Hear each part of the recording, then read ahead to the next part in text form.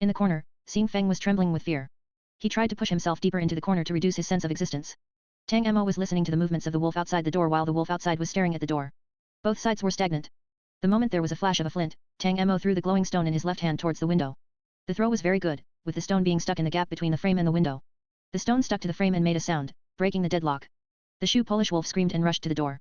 Tang Mo opened the door at the same time. The shoe Polish wolf ran straight at him. He couldn't see the wolf's movements but he kicked it, throwing the thin wolf into the wall of the corridor. The shoe Polish wolf roared angrily. It moved its hind legs and rushed to Tang Mo again. Tang Mo moved sideways to avoid its attack and entered the corridor. The glowing stone illuminated a small area of the corridor. Tang Mo didn't know if the shoe Polish wolf had the same terrible night ability as the wolf on Earth. But in any case, he couldn't fight the wolf in the absence of light. Therefore, he acted first and made a light source for himself.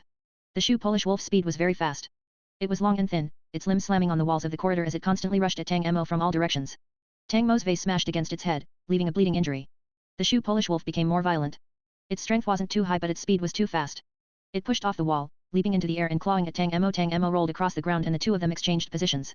The black wolf roared angrily. Tang Mo grasped while his right hand held the broken vase neck. One person and one wolf looked at each other in a narrow corridor. The next moment, the shoe Polish wolf launched an attack. Tang Mo rushed with the vase that broke in half. Two black shadows met halfway through.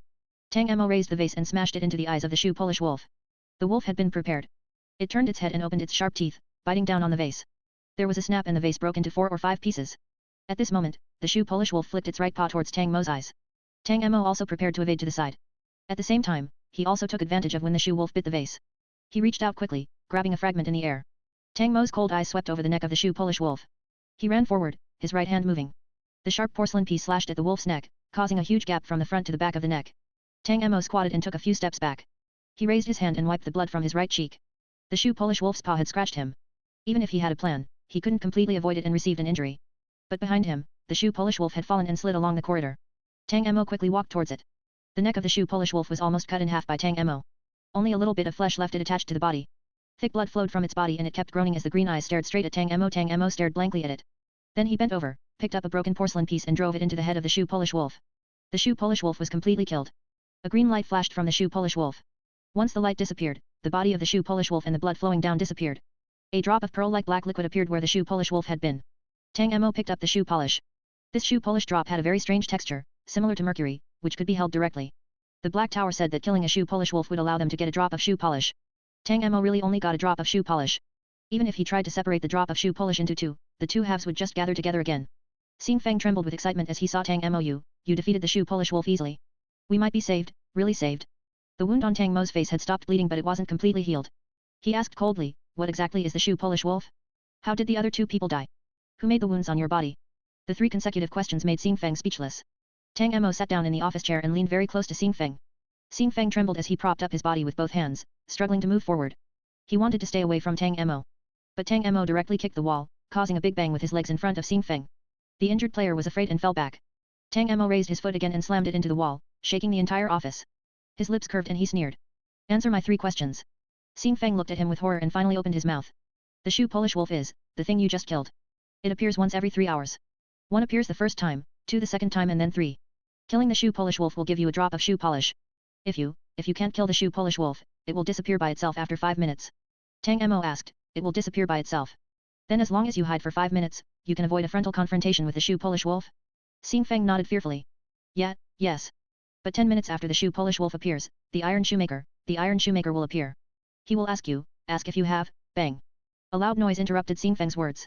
Xing Feng's face showed fear at this sound and he looked at the door with horror. Tang Mo heard a thudding sound from one end of the corridor, followed by the sound of the chains.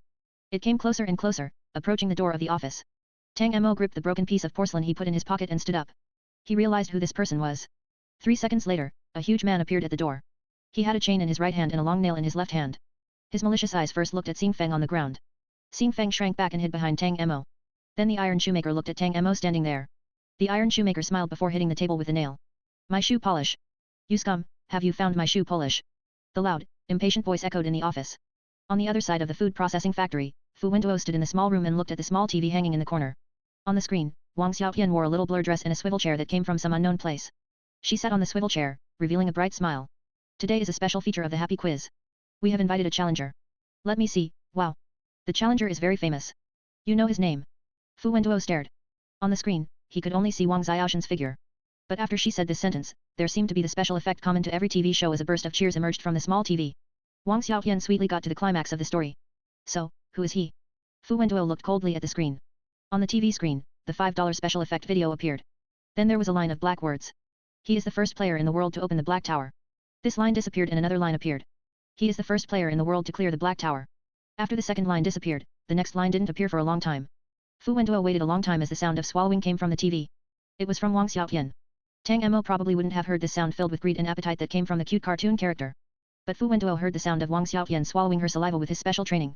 Then a few words appeared on the screen. The last word was in a strong blood-red color. The blood dripping from this word fell to an invisible place below the TV screen. He is a stowaway. Wang Xiaoshan's cartoon face appeared on the screen again. She was drooling. As soon as she discovered the camera was on her, she lifted a sleeve and wiped off her saliva. She smiled sweetly. He is a player all the citizens of the underground kingdom are obsessed with. He won first place 3 consecutive times in Monster Weekly's Human I Most Want to Eat poll. Fu Wenduo. Fu Wenduo stood in the groceries room, staring at the TV screen. He saw a cartoon man in black clothes emerge from one end of the screen. He walked and sat down in the chair opposite Wang Xiaoyan. There were 2 words above his head. Fu Wenduo. Wang Xiaoyan said, "Our player Fu is a bit silent. Why don't you say something to the audience who likes you?" Cartoon Fu Wenduo still didn't open his mouth. Wang Xiaoshan's gaze moved from Mini Fu's body. She turned her head and looked elsewhere. Her eyes seemed to be looking at the camera, but her gaze strangely met the real Fu Wenduo outside the TV. She wiped at her saliva again and smiled strangely. Since player Fu doesn't want to talk, let's start. Let's take a look at the first question. Oh, it is a very simple common sense question. Her playful voice echoed in the small room. Player Fu should easily be able to answer this question. Then please listen to the question. The first question, who most likes to tease the stowaways in the world of the Black Tower? A. Pinocchio, B. Cinderella. Geez, how can I be an option? This Wang Xiaoyan never teases the stowaways. Wang Xiaoyan covered her mouth and pretended to be surprised. Oh, I accidentally ruled out a wrong answer for player Fu. Then let's continue. C. Mr. Martin, D. Uncle Gorilla. Which one will you choose, player Fu? Which is the right option? Our player Fu has 20 seconds to consider. This is a sub-question. Can player Fu guess the truth? At the same time, there was a small blue line in front of Fu Wenduo. The blue text was suspended in midair, the contents being the question Wang Xiaoyan asked just now. There were 4 options below this line. On the TV, there was a big question mark above the head of Mini Fu Wenduo. Outside the TV, Fu Wenduo looked at the question and then Wang Xiaoshan's exaggerated acting. He pressed option B with an expressionless face. Wang Xiaoyan exclaimed, how can it be me? Player Fu, this is a sub-question. Are you sure you don't want to change the answer? The Mini Fu Wenduo on the TV didn't answer her. Wang Xiaoyan asked several times before finally saying helplessly, well, congratulations. Director, I want to protest. When do I like to play tricks on stowaways? I obviously only tease them occasionally. Wang Xiaoyan spoke nonsense. Fu Wenduo naturally didn't reply and the audience's booing was quite loud. After seeing that there was no response from Fu Wenduo, she became bored and asked the second question. This is the second question. In the monster world, which monster eats the most stowaways? Shrek, B. Hulk, C. Grandmother Wolf, D. Big Mole. Wow, director, you are opening the back door for player Fu. This is cheating. This problem is too simple. I am going to protest on behalf of the audience. Protest. There was a buzzing sound from the audience. Fu Wenduo's expression sank as he looked at the question. Fu Wenduo had seen Shrek's name on a billboard when he sneaked into the monster world. Shrek was a big star of the monster world, so it was reasonable that he wouldn't be the answer. He had never seen the Hulk, or Grandmother Wolf and the Big Mole. This cheating question, he really didn't know the answer.